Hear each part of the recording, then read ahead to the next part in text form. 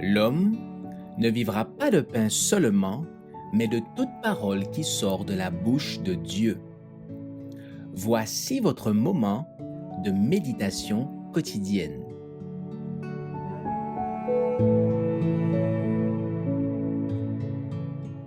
Esprit et témoignage, le 29 juillet.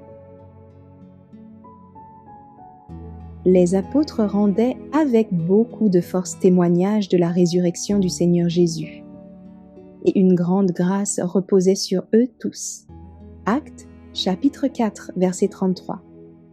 Quels furent les résultats de l'effusion de l'Esprit au jour de la Pentecôte?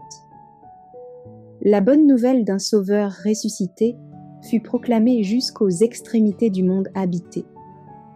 Tandis que les disciples annonçaient le message de la grâce rédemptrice, les cœurs cédaient à sa puissance.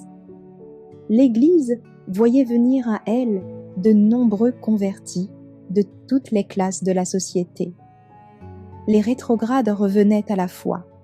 Les pécheurs s'unissaient aux croyants pour rechercher la perle de grand prix.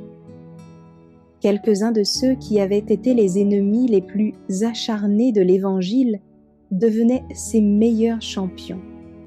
Chaque chrétien voyait dans son frère une révélation de l'amour divin. Un seul intérêt prévalait, un seul sujet d'émulation éclipsait tous les autres, reflétait le caractère du Christ, travailler à l'édification de son royaume. Les apôtres rendaient témoignage avec beaucoup de force. Ceux-ci, recevant la parole de vie, se consacraient à leur tour à la tâche dont le but était de communiquer aux autres l'espérance qui remplissait leur cœur de paix et de joie.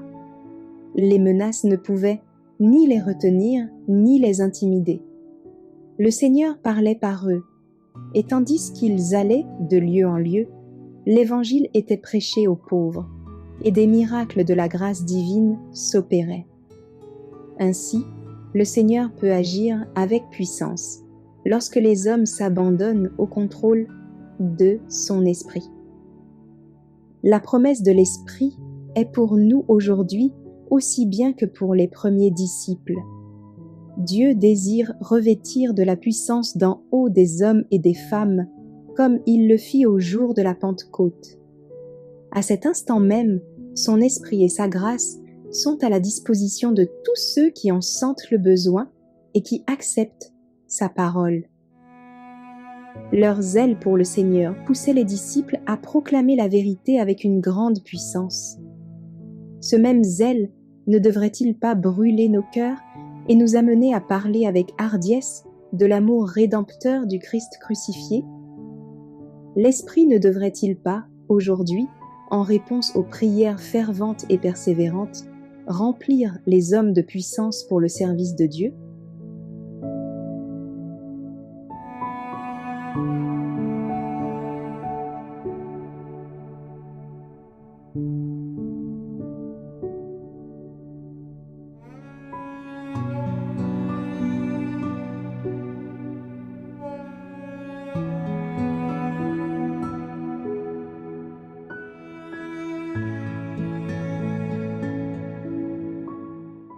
Merci d'avoir écouté cette présentation. Assurez-vous de nous rejoindre demain pour votre moment de méditation quotidienne avec lereste.org.